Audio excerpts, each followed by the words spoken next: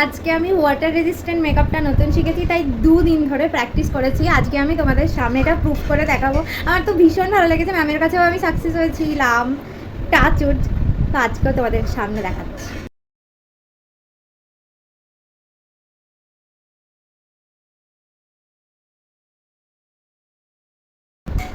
আজ পুরো মুখে জলে ভিজিয়ে দিয়েছি।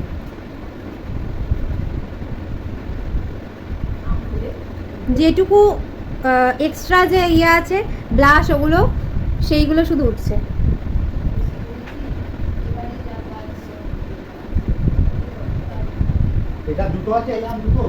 যেমন মেকআপ ঠিক তেমন রয়েছে।